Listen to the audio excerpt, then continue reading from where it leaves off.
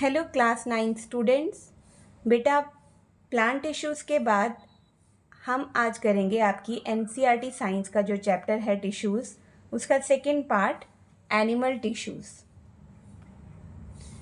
मैं आपको full explanation दूंगी। यहाँ पर हमारे पास कौन कौन से क्वेश्चंस बन सकते हैं वो भी हम करेंगे। एनिमल टिश्यूज़ की जब हम बात करते हैं तो आइए स्टार्ट करते हैं। इससे पहले कि हम जो टिपिकल टिश्यूज़ हैं एनिमल टिश्यूज़, एपिथेलियल टिश्यू है आपका, मस्कुलर टिश्यू है, कनेक्टिव टिश्यू है, इन्हें पढ़ने से पहले आइए जानें कि जब हम सांस लेते हैं तो एक्चुअली हमारी जो चेस्ट है वो मूव करती है ना। When we breathe we can actually feel the movement of our chest. How do these body parts move? तो फर्स्ट क्वेश्चन है हमारा यहाँ पर, how do our body parts move? हमारे बॉडी पार्ट्स जितने भी हैं मूव कैसे करते हैं बेटा? ठीक है, अभी जैसे मैं लिख रही हूँ है ना, तो मेरी जो फिंगर्स हैं है ना, इनमें कौन सा पार्ट है जिन्होंने होल्ड करके रखा हुआ है पेन को? और जब हम चलते हैं, बोलते हैं, सांस अंदर ले रहे हैं, बाहर एक्सेल कर रहे हैं, तो ये सारे के सारे हमारे बॉडी पार्ट्स जो हैं वो किस तरह से मूव करते हैं, ये आपका है क्वेश्चन। तो हमारा आंसर है यहाँ पे, we have specialised cells. Specialised cells हमारे पास हैं हमारी बॉडी में, जिनको हम क्या कहते हैं बेटा? Muscle cells. What we call them? Muscle cells. इन्हीं की वजह से ये जो मसल सेल्स हैं इनकी कॉन्ट्रैक्शन होती है, the contraction and relaxation of these muscle cells results in the movement of body। ठीक है, हमारी बॉडी कैसे मूव करती है? मसल सेल्स की कॉन्ट्रैक्शन और रिलैक्सेशन की वजह से, right? Now during breathing we inhale oxygen. जब हम सांस लेते हैं अंदर तो हम ऑक्सीजन गैस लेते हैं, ब्रीथ करते हैं। वेयर डज दिस ऑक्सीजन गो? ये कहाँ जाती है? हाँ, तो नेक्स्ट क्वेश्चन है हमारा, where does the oxygen that we breathe go? कहाँ जाती है बच्चे ये oxygen? It is absorbed in the lungs and then it is transported to all parts of the cells, body cells, through blood. तो सबसे पहले इट किसके लिए आया? ऑक्सीजन के लिए। It is absorbed in the lungs. हमारे लंग्स के अंदर ऑक्सीजन चली जाती है एंड उसके बाद जो एल्वियोली है वहाँ से एक्सचेंज ऑफ गैसेस होता है and then oxygen is transported to all the body cells. किसके द्वारा? Through, yes, blood. हमारा जो ब्लड है वो इस ऑक्सीजन को बॉडी के पूरे सेल्स तक लेके जाता है। ठीक है, नेक्स्ट क्वेश्चन है, why would cells need oxygen? Next question is,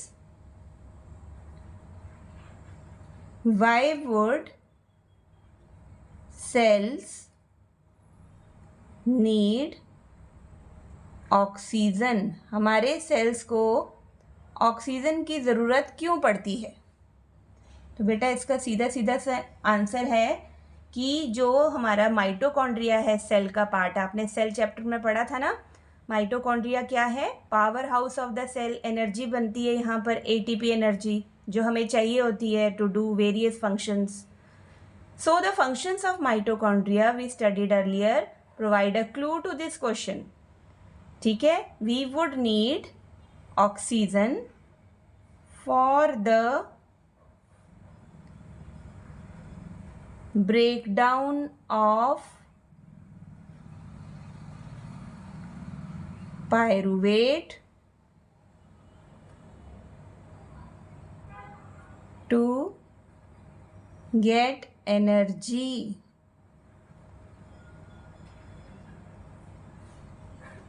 तो इस जो ग्लूकोज का सिंपल पायरुवेट चेंज होता है साइटोप्लाज्म में, है ना, और उस पायरुवेट को फर्दर ब्रेक डाउन होता है in the presence of oxygen and it gives us energy and releases carbon dioxide and water. और इस प्रोसेस को हम क्या कहते हैं?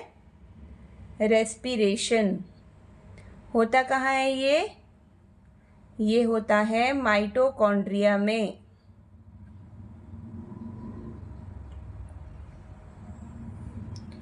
इसलिए हमें हर सेल को एनर्जी प्रोडक्शन के लिए किसकी ज़रूरत पड़ती है? ऑक्सीजन की. ओके, नेक्स्ट क्वेश्चन हमारा बनता है, blood flows and carries various substances from one part of the body to the other. ये आप सब जानते हैं. अब क्या क्या कैरी करता है? ब्लड के क्या फंक्शंस हैं? आइए लिख लें यहाँ पर. What are the functions of blood? ठीक है, पॉइंट्स में लिखेंगे इसका आंसर. इट कैरीज ऑक्सीजन, जैसे अभी मैंने आपको बताया, blood carries oxygen and food to all cells. Number 2, it also collects waste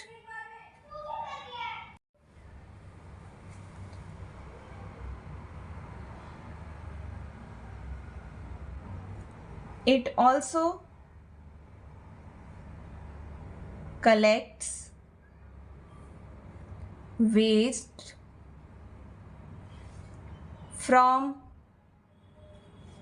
all parts of the body. जो कार्बन डाइऑक्साइड बन रही है रेस्पिरेशन में, उस कार्बन डाइऑक्साइड को भी ब्लड ही कलेक्ट करके लाता है, बॉडी के बाहर एक्सेल करता है through nose, through lungs. So blood also collects waste from all parts of the body and carries them to the liver and kidney for disposal. ठीक है, यूरिन जो लिक्विड वेस्ट है उसको किडनी में लेके जाता है जहाँ यूरिन फॉर्मेशन होती है, और यूरेथ्रा के थ्रू जो है हमारा वेस्ट बाहर डिस्पोज ऑफ हो जाता है. So blood also collects waste from all parts of the body and blood carries them to the liver and kidney for disposal.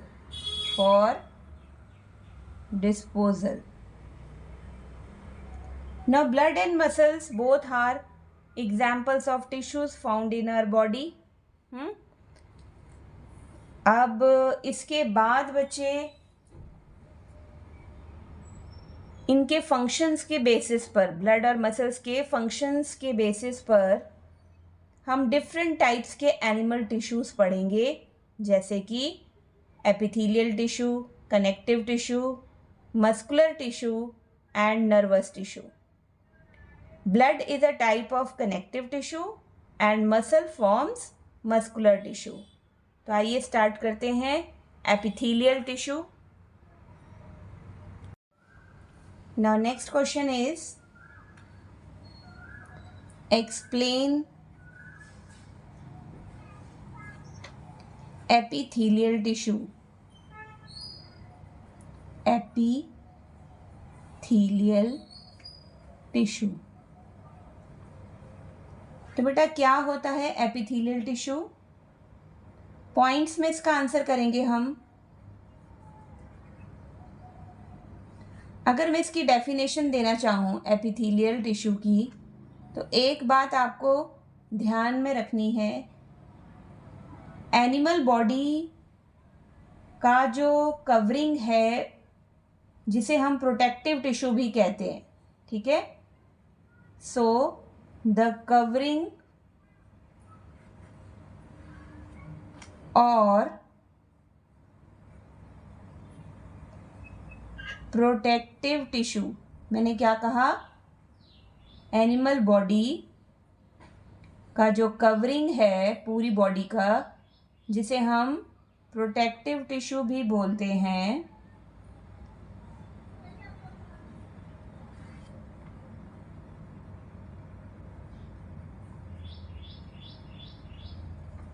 they are known as epithelial tissues। ठीक है, तो ये तो होगी डेफिनेशन। आपके माइंड में बिल्कुल पिक्चर क्लियर होनी चाहिए कि एपिथेलियल टिश्यू क्या होते हैं। वो हमारी बॉडी की कवरिंग है जो हमें प्रोटेक्ट करते हैं, ठीक है। तो इसीलिए हम प्रोटेक्टिव टिश्यू को, कवरिंग टिश्यू को क्या कहते हैं, एपिथेलियल टिश्यू, ठीक है। अब epithelium covers most organs, cavities with in the body, ठीक है। तो पहला इसका पॉइंट क्या आएगा,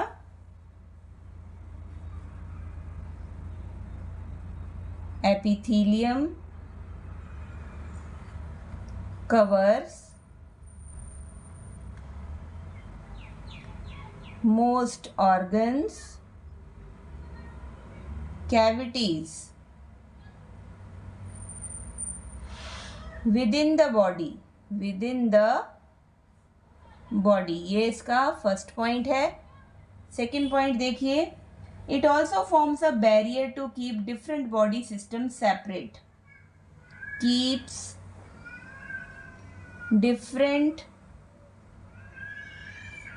body system सेपरेट, ठीक है। पूरे बॉडी सिस्टम्स जो हमारे अलग अलग सिस्टम है ना, breathing system, reproductive system, digestive system, respiratory system, इनको एपिथेलियम सेपरेट रखता है, सेपरेट रखने में हेल्प करता है एक बैरियर की तरह। It forms a barrier to keep different body system separate. Number 3, the skin, the lining of the mouth, ये सब एग्जाम्पल हैं। They are made up of epithelial tissues. तो अगर मैं बोलूँ एपिथेलियल टिश्यूज के एग्जाम्पल्स क्या हैं बच्चे, तो आप क्या लिखोगे, epithelial tissues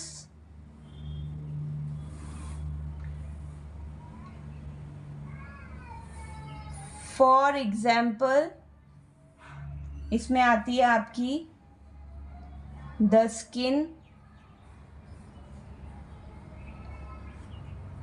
the lining of the mouth, the lining of blood vessels, the lining of blood vessels,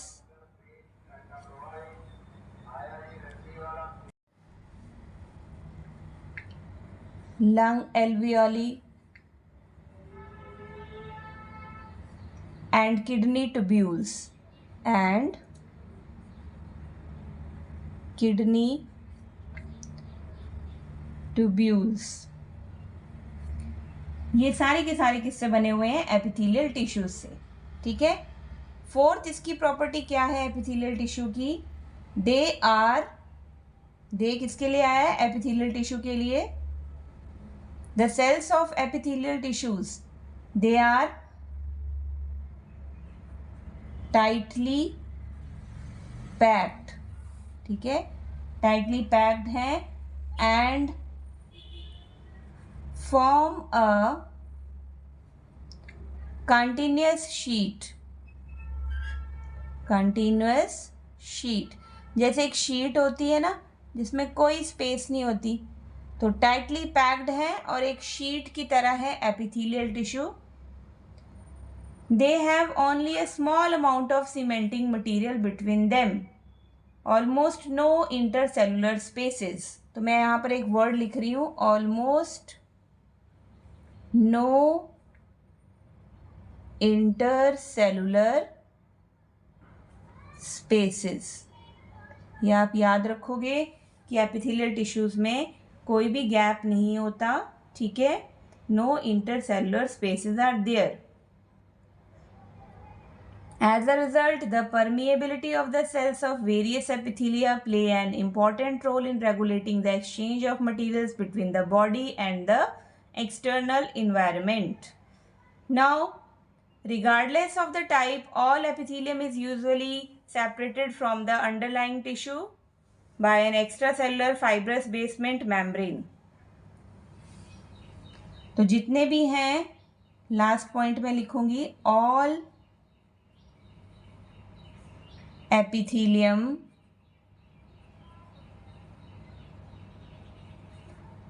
is usually separated from the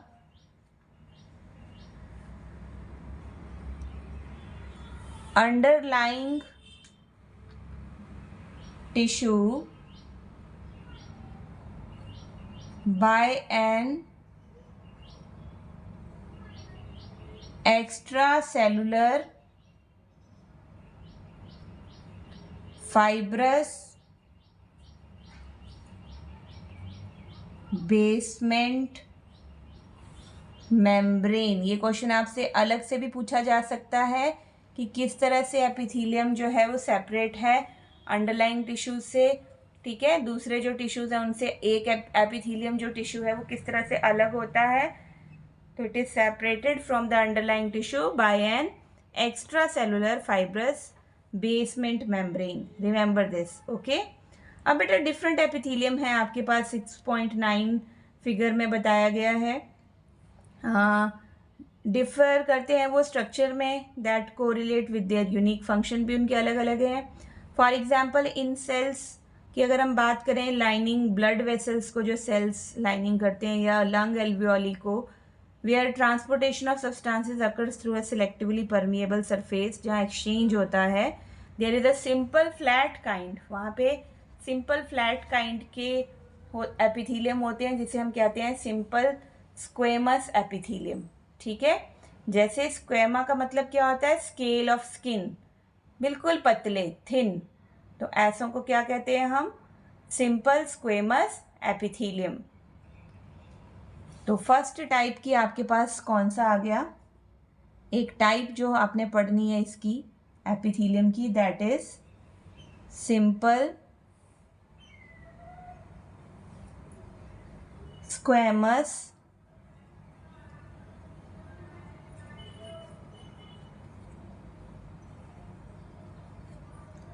epithelium,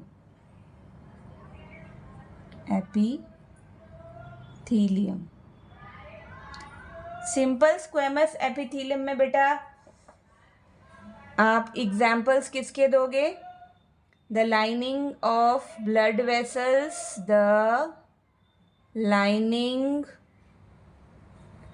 of blood vessels, lung alveoli, जहाँ पे एक्सचेंज होता है गैसेस का, ठीक है। तो यहाँ पर आपका जो पाया जाता है, ये आपने दोनों ही याद कर लेने अच्छे से, ठीक है, the lining of blood vessels में और लंग एल्वियोली में, जहाँ पे क्या होता है, एक्सचेंज ऑफ सब्सटेंसेस, जैसे एल्वियोली में ऑक्सीजन और कार्बन डाइऑक्साइड का एक्सचेंज होता है, तो वहाँ पे कौन सा एपिथीलियम प्रेजेंट है बेटा, सिंपल स्क्वेमस एपिथीलियम। ठीक है, कैसे सेल्स होते हैं इसमें, फ्लैट टाइप। ठीक है, फ्लैट टाइप सेल्स होते हैं ऐसे एपिथीलियम में, राइट। इसके अलावा जो आपके एग्जाम्पल्स हैं वो हैं oesophagus and the lining of mouth, the lining of the mouth. बेटा यहाँ पर भी आपका कौन सा एपिथीलियम प्रेजेंट है, सिंपल एपिथीलियम, जिसमें फ्लैट सेल्स होते हैं। ठीक है, the skin which protects the body is also made up of squamous epithelium. Skin is also example of simple epithelium, simple squamous epithelium. ये वर्ड मैं यहाँ लिखना भूल गई हूँ। Oesophagus, the lining of mouth and skin. ठीक है, oesophagus, the lining of mouth and skin, इनमें क्या प्रेजेंट है बेटा, अगेन सिंपल स्क्वेमस एपिथीलियम। और मैंने कहाँ बताया था आपको, लाइनिंग ऑफ ब्लड वेसल्स में और लंग एल्वियोलिस में। ठीक है, तो इन सभी जगह पे आपका सिंपल स्क्वेमस एपिथीलियम प्रेजेंट है। और अगर यही सिंपल एपिथीलियम स्क्वेमस, अगर यही लेयर्स हैं इसकी, ठीक है, मैनी लेयर्स हैं, तो यही कन्वर्ट हो जाता है किसमें, stratified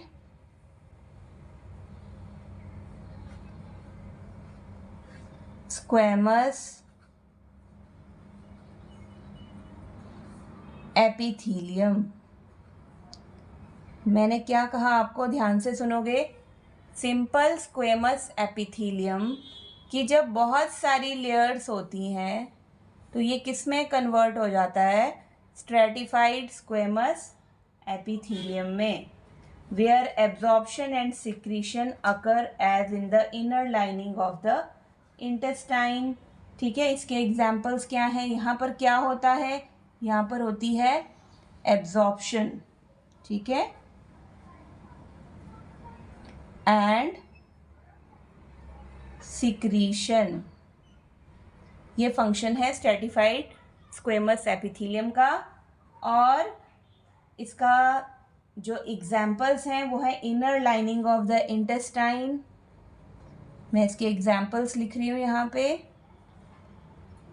inner lining of the intestine, tall epithelial cells are present, cells are present. Okay, this columnar pillar like epithelium, अब इसको हम क्या बोलते हैं, ठीक है, इसको क्या बोलेंगे, ये टॉल हैं तो टॉल की वजह से इनका एक और नाम हो जाता है जिसको हम बोलते हैं कॉलुमनार। क्या बोलते हैं, कॉलुमनार, यानी कि पिलर लाइक, किसकी तरह, टॉल हैं, पिलर लाइक एपिथीलियम।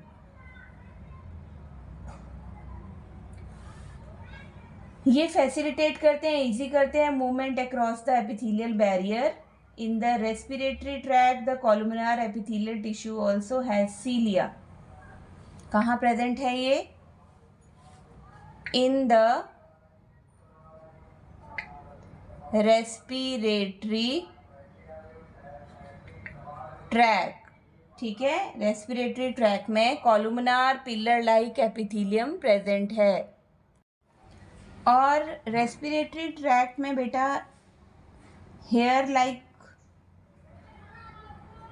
स्ट्रक्चर्स होते हैं जिन्हें हम कहते हैं सीलिया। और जो सीलिया प्रेजेंट है उसकी वजह से हम इसे क्या कह देते हैं, सीलिएटेड कॉलुमनार एपिथेलियम, ठीक है। Inner lining of the intestine कॉलुमनार epithelium. और अगर रेस्पिरेटरी ट्रैक के कॉलुमनार एपिथेलियम को देखा जाए तो वहाँ पे सीलिया प्रेजेंट होते हैं, इसलिए हम उसे सीलिएटेड कॉलुमनार एपिथेलियम भी कहते हैं।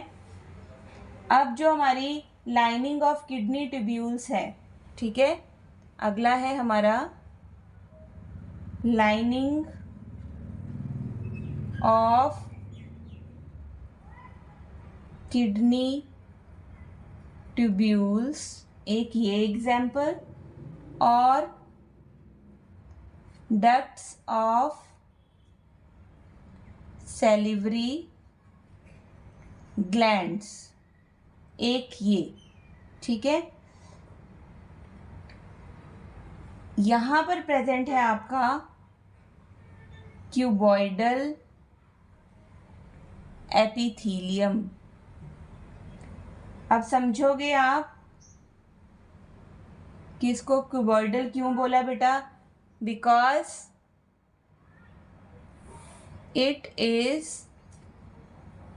Made up of cube shaped cells, cube shaped cells, okay. हमारी जो लाइनिंग है किडनी ट्यूब्यूल्स की, सैलिवरी ग्लैंड्स के जो डक्ट्स हैं, यहाँ पर क्यूबॉइडल एपिथेलियम प्रेजेंट है and it is made up of cube shaped cells where it provides mechanical support, ठीक है। ये क्या प्रोवाइड करते हैं, मैकेनिकल सपोर्ट।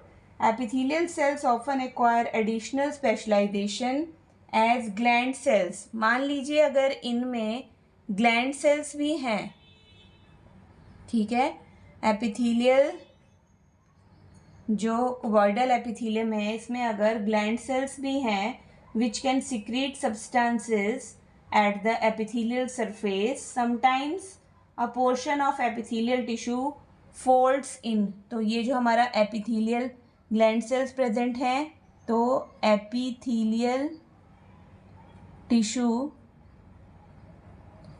इसमें बेटा it folds inwards, it folds inwards and the multicellular gland is formed, जिसको हम बोलते हैं glandular epithelium,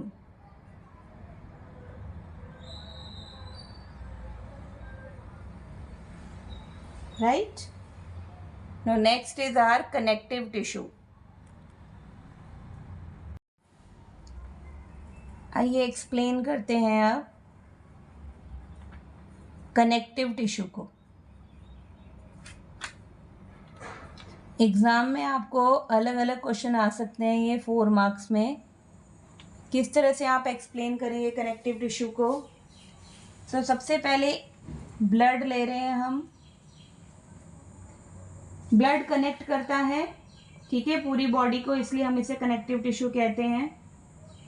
Now let us look at the type of tissue in some more detail. more detail में पढ़ते हैं हम। इसके जो सेल्स हैं they are loosely spaced and embedded in an intercellular matrix. Cells are loosely spaced. Cells are loosely spaced and embedded in an intercellular matrix. किसमें होते हैं ये, are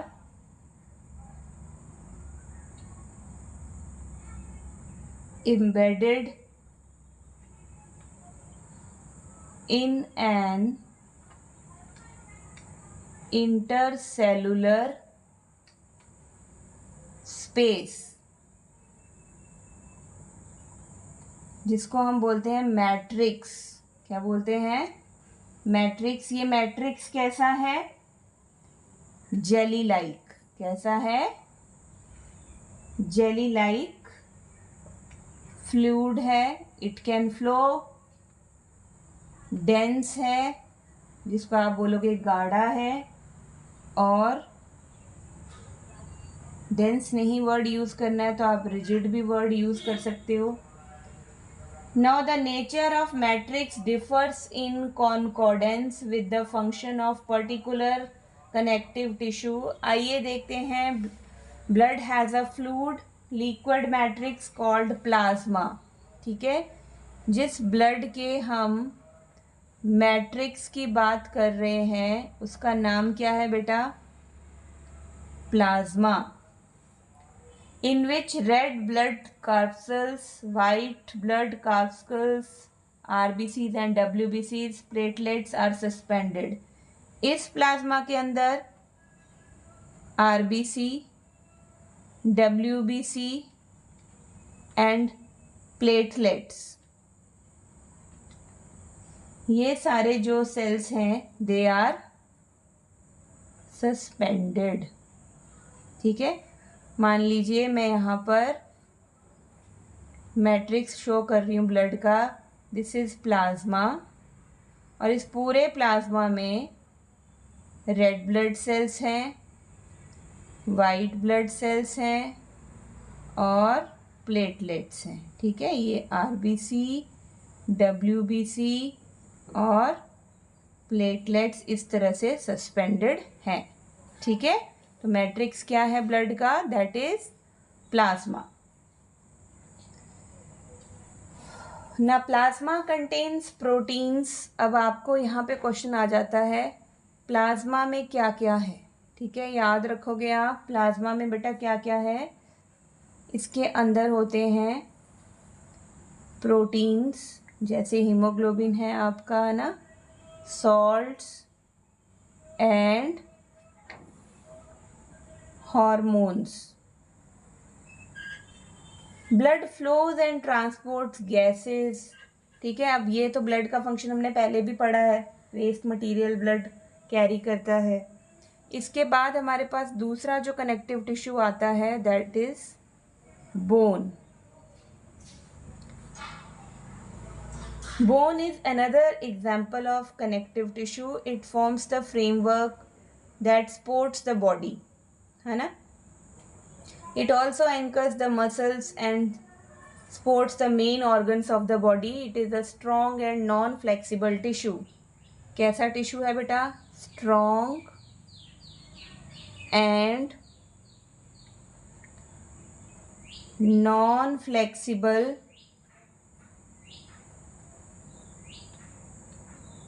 tissue.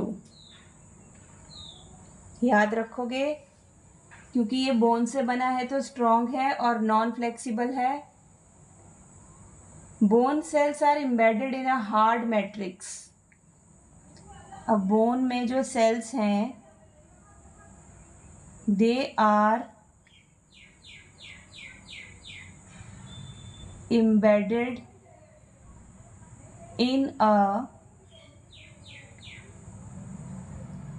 Hard matrix. Blood में बेटा हमने प्लाज्मा मैट्रिक्स किया था ना, ये हार्ड मैट्रिक्स है। और ये क्वेश्चन आपको एग्जाम में भी आता है, दैट इज कंपोज्ड ऑफ, क्या क्या होता है बच्चे इसमें? Calcium and phosphorus. जैसे मैंने ब्लड के मैट्रिक्स में प्लाज्मा में बताया, RBC, WBC, प्लेटलेट सेल्स होते हैं और प्रोटीन, सॉल्ट, हार्मोन्स होते हैं मैट्रिक्स में। लेकिन जो बोन के सेल्स हैं ये स्ट्रॉन्ग हैं, नॉन फ्लेक्सिबल हैं, है ना, हार्ड मैट्रिक्स है इनका। किससे बने हुए हैं ये? कैल्शियम और फॉस्फोरस से। Now two bones can be connected to each other by another type of connective tissue called ligament. अगर हम बात करें यहाँ पे दो बोन्स की, तो two bones they are connected by connective tissue. कौन सा कनेक्टिव टिश्यू है जो उनको जोड़ता है बच्चे? That is ligament. ये बहुत बार कंफ्यूजन आती है, बच्चे गलत लिखते हैं यहाँ पे लीगामेंट और टेंडन में. ठीक है, ये इसकी खासियत क्या है? ये इलास्टिसिटी बहुत होती है इसमें, वेरी इलास्टिक, है ना. स्ट्रेंथ होती है इसकी. Ligament contains very little matrix and connect bones with bones. Bones और बोन्स को इकट्ठा करते हैं, ये जोड़ते हैं. इसके बाद जो टेंडन्स कनेक्टिव टिश्यू है, ये जोड़ता है मसल्स टू बोन्स. ठीक है, टू बोन्स को कनेक्ट करने वाला कनेक्टिव टिश्यू लिगामेंट है, और टेंडन्स जो है ये मसल्स और बोन्स को कनेक्ट करता है. फाइब्रस टिश्यू है. कैसा टिश्यू है ये? फाइब्रस. लिगामेंट कैसा है? इलास्टिक, इलास्टिसिटी होती है इसमें. और टेंडन कैसा है? फाइब्रस. लिमिटेड फ्लेक्सिबिलिटी होती है इसमें. ठीक है, limited flexibility.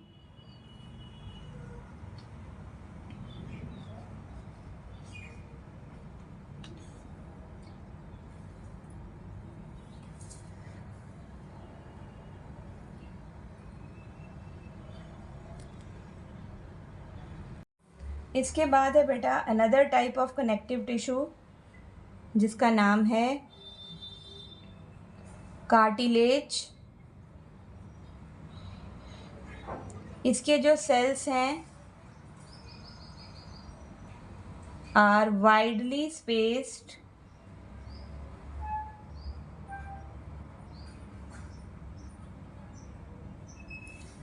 The solid matrix is composed of proteins and sugars.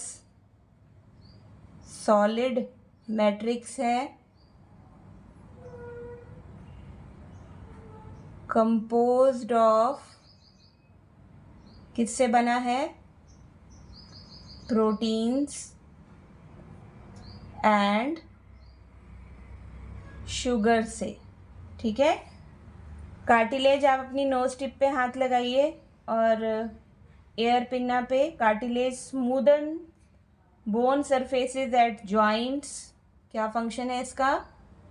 It smoothens bone surfaces at joints and is also present in the nose. कहाँ कहाँ present है? It is present in the nose. nose tip को आप touch करके feel कर सकते हो. Air, trachea जिसको आप विंड पाइप बोलते हो, एंड वॉइस बॉक्स जिसे आप लैरिंग्स कहते हो. We can fold the cartilage of the ears but we cannot bend the bones in our arms. देखिए किस तरह से ये दोनों टिश्यूज आपस में कितने डिफरेंट हैं, है ना. बोन्स को तो हम बेंड नहीं कर सकते, लेकिन हम फोल्ड कर सकते हैं कार्टिलेज जो हमारे ईयर्स में प्रेजेंट है. Now areolar connective tissue is found between the skin and muscles. एक और टिश्यू है हमारे पास यहाँ पे कनेक्टिव टिश्यू जिसका नाम है एरियोलर कनेक्टिव टिश्यू. ये भी बहुत बार एग्जाम्स में पूछा गया है आपसे. तो इस कहाँ पे है बेटा ये? It is found between the skin and muscles. इसके अलावा अराउंड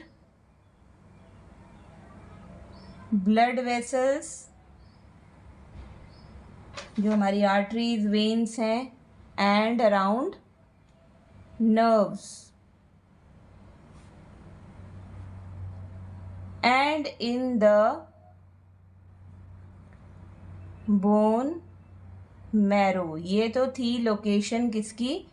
एरियोलर कनेक्टिव टिश्यू की, स्किन और मसल्स के बीच में, ब्लड वेसल्स के चारों तरफ, नर्व्स के चारों तरफ, और बोन मैरो में जहाँ पे ब्लड सेल्स बनते हैं। It फिल्स the space inside the organs. क्या फंक्शन है इसका? It फिल्स the space inside the organs के बीच की स्पेस को फिल करता है। तो क्या देगा ये? इट सपोर्ट्स इंटरनल ऑर्गन को ये सपोर्ट कर रहा है, and helps in repair of tissues. तो बहुत ही इम्पॉर्टेंट रोल है एरियोलर टिश्यूज़ का रिपेयरिंग में, filling the spaces between the organs. Now next हमारे पास यहाँ पर टिश्यू है adipose tissue. Adipose connective tissue, आइए देखते हैं इसका क्या फंक्शन है। Where are fat stored in our body? Fat storing adipose tissue is found below. जो हमारा जितना बॉडी का फैट है ना, fat deposits in adipose tissue, ठीक है। और इसकी लोकेशन कहाँ है? It is found below the skin and between internal organs. Now the cells of this tissue are filled with fat globules. Cells कैसे होते हैं? Cells of adipose tissues are filled with fat globules. Storage of fat also let it as an insulator. Storage of fats also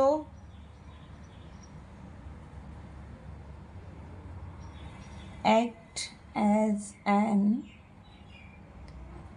insulator. Insulator का काम भी करता है कौन सा टिश्यू? एडिपोज टिश्यू, क्योंकि इसमें किसकी स्टोरेज हो रही है? फैट्स की।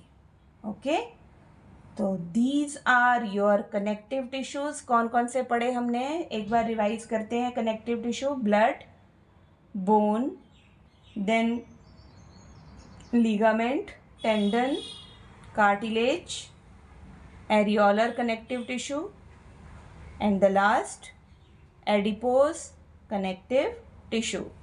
नेक्स्ट हम पढ़ेंगे बच्चे मस्कुलर टिश्यू। अब जो बेटा हमारा मस्कुलर टिश्यू है, इसके सेल्स कैसे हैं? It consist of elongated cells, ठीक है। सेल्स कैसे हैं इसके? लंबे, ठीक है। Also called muscle fibres. This tissue is responsible for, क्या फंक्शन है इसका? movement in our body is done by muscular tissue.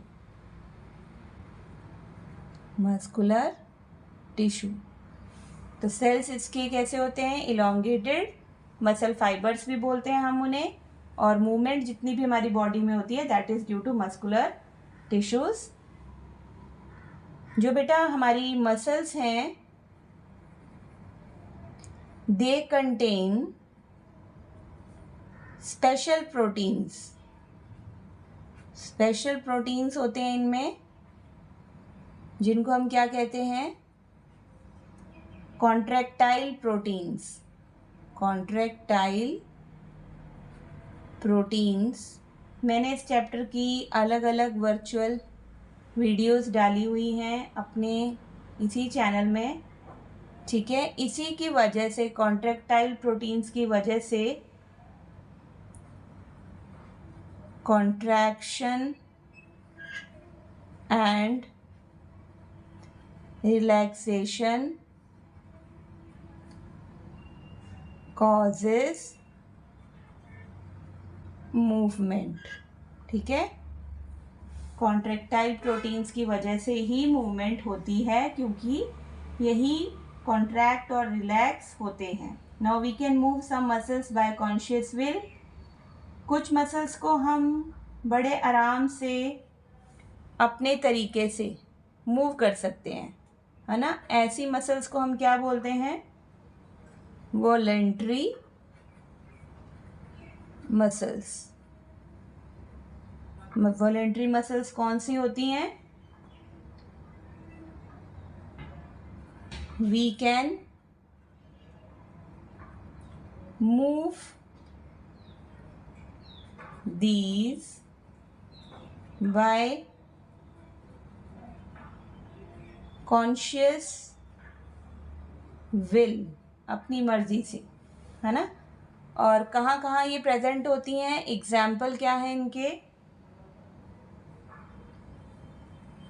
Limbs में प्रेजेंट हैं, है ना। तो ऐसे जो मसल्स जिनको हम मूव कर सकते हैं they are also known as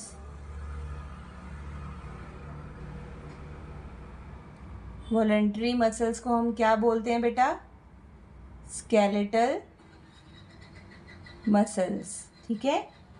क्योंकि ये हमारे स्केलेटन के साथ अटैच्ड होती है ना, ठीक है, because they are attached with our bones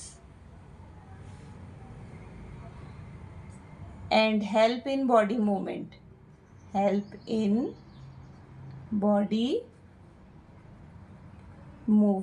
तो समझ में आया आपको वॉलंटरी मसल्स को स्केलेटल मसल्स क्यों कहते हैं?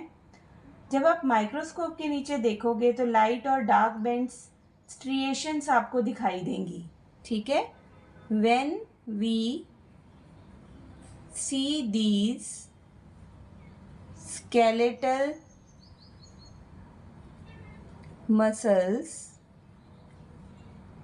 Under microscope, light and dark bands, ठीक है। या फिर आप बैंड्स ना कहकर इनको स्ट्रिएशंस भी बोल सकते हो।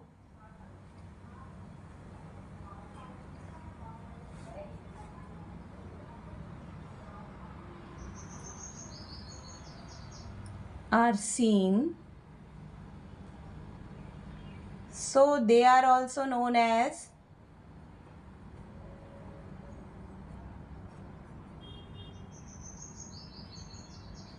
striated muscles. देखिए वॉलेंट्री मसल्स भी जिनको हम मूव कर सकते हैं उन्हें हम स्केलेटल मसल्स भी कहते हैं।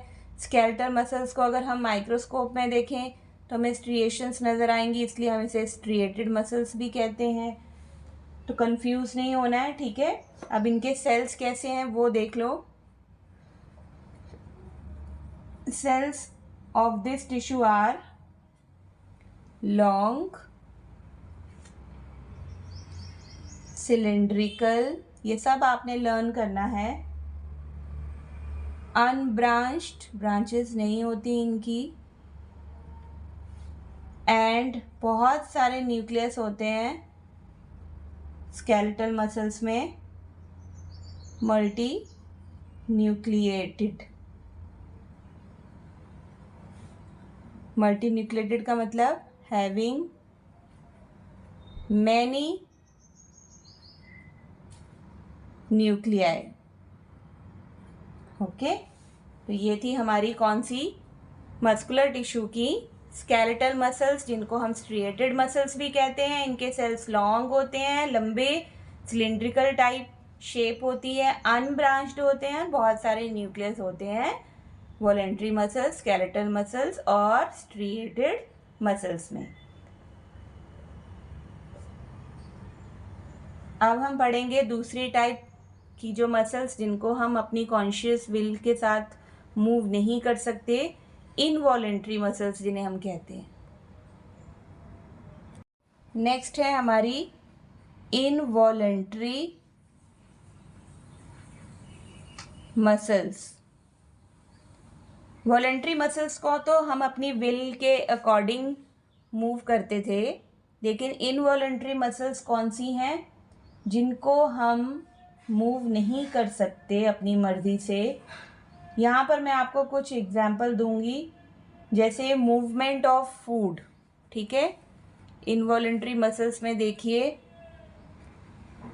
Movement of food where in elementary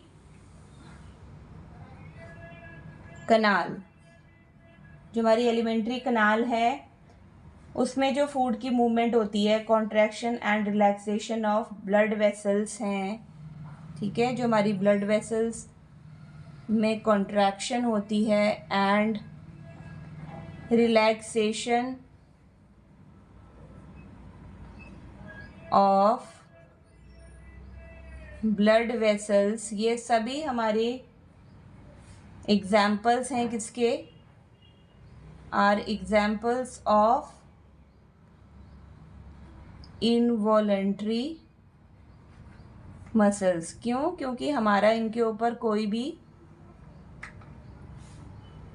mastery नहीं है, हम इनको रोक नहीं सकते हैं इनकी मूवमेंट को। We cannot really start them और stop them simply by wanting to do so, है ना तो हम अपने चाहने से उन्हें रोक सकते हैं, ना शुरू कर सकते हैं मूवमेंट्स को। स्मूथ मसल्स और इनवॉलेंट्री मसल्स, इनका एक और नाम है स्मूथ मसल्स। क्या बोलते हैं इनवॉलेंट्री मसल्स को? Smooth muscles. They are also found in the iris of the eye. जो हमारी आँख है, आइरिस ऑफ आई में ये प्रेजेंट होती हैं। In ureters and in bronchi of the lungs. ये याद करना है सारा कुछ आपको। यूरेटर में और ब्रोंकाई ऑफ लंग्स में स्मूथ मसल्स प्रेजेंट होती हैं। अब इनके सेल कैसे होते हैं बेटा? सेल्स आर लॉन्ग, लंबे होते हैं, with pointed ends, with pointed ends, जैसे कि इनकी शेप कैसी बनी हो, स्पिंडल शेप्ड। और आपके स्केलेटल जो सेल्स थे वो मल्टी न्यूक्लिएटेड थे ना, ये मल्टी न्यूक्लिएटेड नहीं है, यूनी न्यूक्लिएटेड हैं। ये आपको स्मूथ मसल्स में और स्केलेटल मसल्स में डिफरेंस जब पूछा जाएगा तो आपने लिखना है, ठीक है। यूनी न्यूक्लिएटेड का मतलब having single nucleus, having single nucleus. Now they are also called unstriated क्योंकि बैंड नहीं होते माइक्रोस्कोप से अगर हम देखें तो इनमें लाइट और डार्क बैंड्स और स्ट्रिएशंस नहीं होते हैं, तो इनको हम क्या बोलते हैं? अनस्ट्रिएटेड या नॉन स्ट्रिएटेड मसल्स. ठीक है. The muscles of the heart show. अब तीसरी टाइप की हम पढ़ेंगे कार्डियाइक मसल्स. कार्डियाइक मसल्स ये कहाँ प्रेजेंट होती हैं बेटा? ये हमारी हार्ट में प्रेजेंट होती हैं.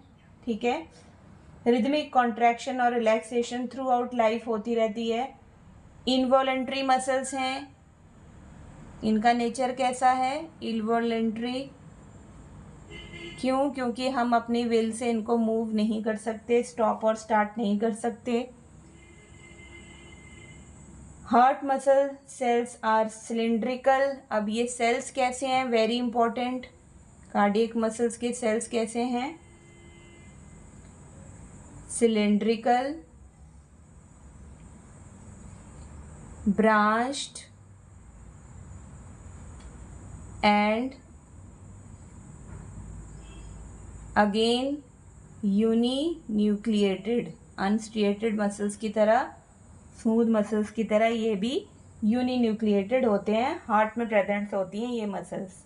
नेक्स्ट जो लास्ट टिश्यू आपकी एनसीईआरटी साइंस बुक में 9th में मेंशन है वो है नर्वस टिश्यू. आइए वो पढ़ते हैं, फिर आपका चैप्टर कंप्लीट हो जाएगा. यस, नेक्स्ट इज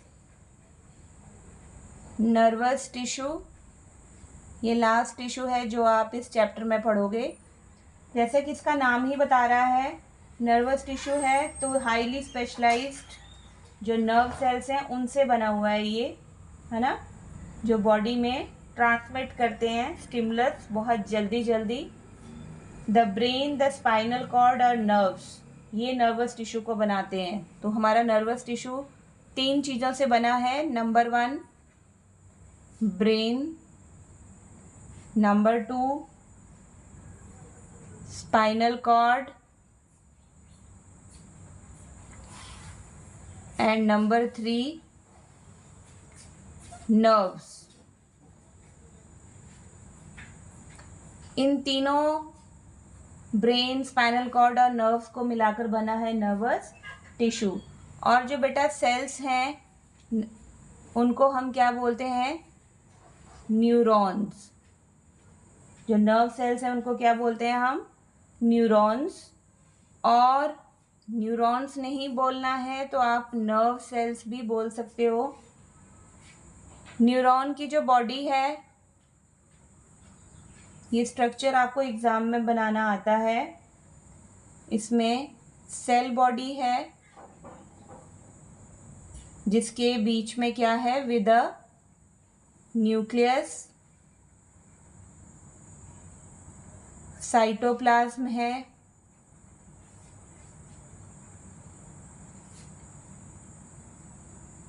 और फिर आपका एक्सन है एंड नर्व एंडिंग्स हैं.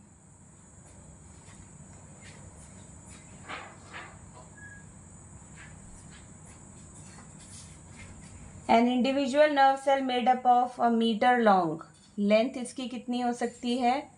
अ metre long. Many nerve fibres bound together by connective tissue make up a nerve. जो सिग्नल पास होते हैं नर्व फाइबर में उन्हें हम नर्व इम्पल्स कहते हैं. ठीक है. The signal that passes along the nerve fiber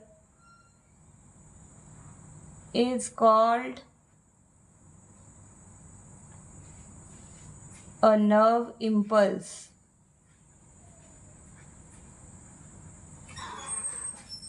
Nerve impulses allow us to move our muscles when we want to. The functional combination of nerve and muscle tissue is fundamental to most animals. This combination enables animals to move rapidly in response to stimuli. तो ये एक diagram भी है आपका nerve cell का जो आपको तैयार करना है. This is your chapter. Thanks a lot. In the next video, I will give you questions regarding animal tissue. Okay, you will get worksheet on this topic, animal tissues, very soon. Thank you for your love, for your patience. Have a nice day.